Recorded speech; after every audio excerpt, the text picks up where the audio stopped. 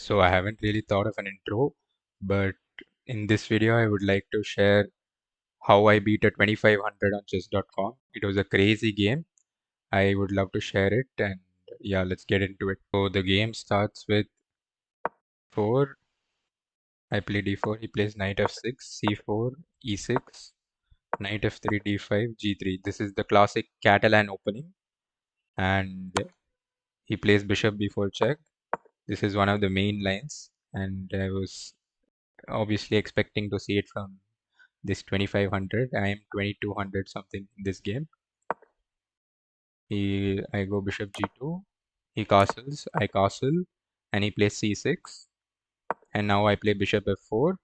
If he takes, I can go knight e5 to take back the pawn, because if he goes b5 I can take. He plays knight bd7, I go knight bd2, and he plays h6, just stopping any bishop g5 knight g5 ideas. I play h4, preventing any g5 ideas, and he plays b6, trying to fianchetto the bishop on this long diagonal. So I go queen c2, and now he goes bishop a6, hitting this pawn, and the rook is also in some lines hanging. So I play rook c1, and I'm happy if he trades the bishop for my knight. So, but he doesn't do that. He plays rook c1, sorry, rook c8, and now I play e4, trying to break open the center, and he takes, and now I've just hung up on, and this is still based on the evaluation, it's still an advantage for white as it shows. So I was not too worried because this diagonal opens up because he took the pawn. I can't draw diagonals apparently. So yeah, and now I play knight e5. This is a question inaccuracy, but okay, I play, and he trades, and now I'm happy with the pawn over here controlling some key squares, and his knight is hanging, and he plays knight d2, forking my queen and my rook, and so I have to trade it. So I take, and now I play rook c2. The queen is very powerful on the 7th rank, so I kick it away, and I play f4 since he was attacking the e5 pawn, and now he plays b5. I go queen b3. This is where the game starts really heating up. I'm just thinking to myself during this time that if I just sit and wait, he'll somehow crush my king, and so I have to go for the attack somehow, and I can't just let him squeeze me on clock. He has 1 minute extra, and so I had to go for the attack. So the natural move f5. I'm just trying to break open this side and expose the king. So he plays c5, trying to play c4 and shut down this diagonal. So I play fe, and he plays queen e6, offering the queen trade. If I trade queens, I think I'm worse in the end game. So I don't do that. I keep the queens on the board with queen e3, just keeping my queen near the king, and at the same time not letting any rooks infiltrate my position. So he plays rook c7, and now I play bishop h3. He plays rook c7 to dodge this trick.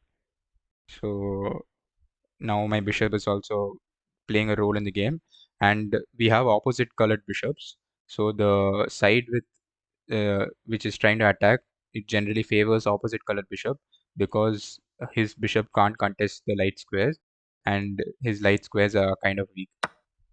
So he plays queen a2, he just grabs the pawn, he says thank you, and I was happy with this.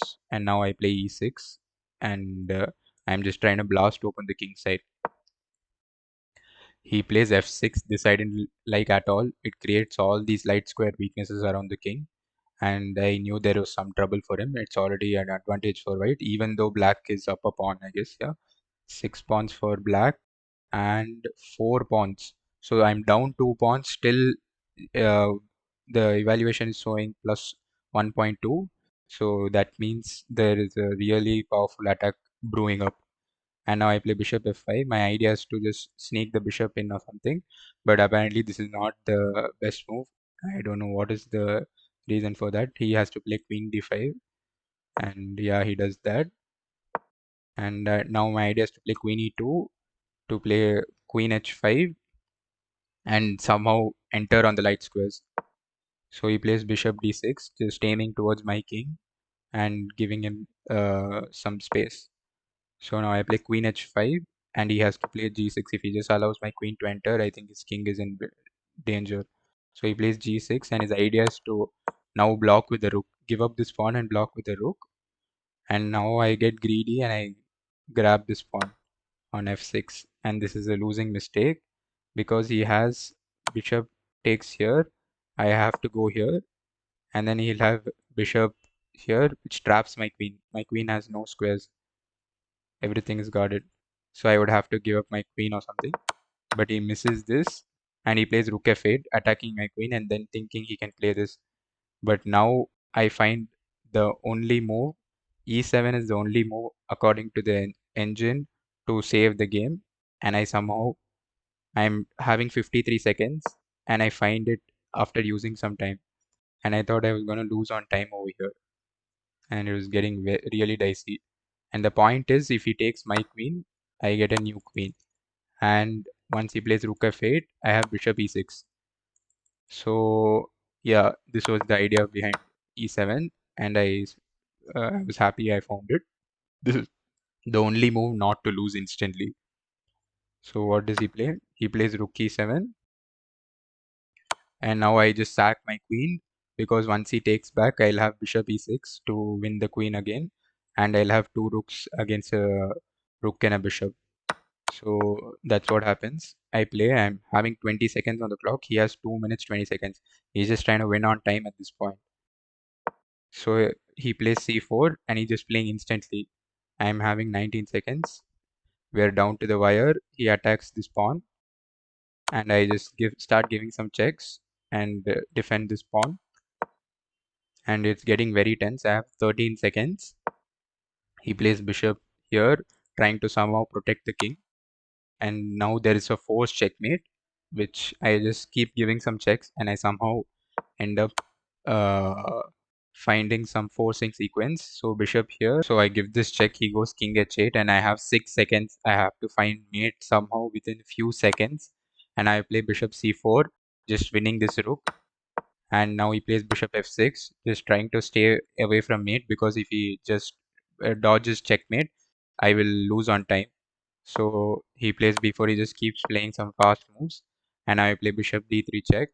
His king has to go to h5 and now g4 is checkmate.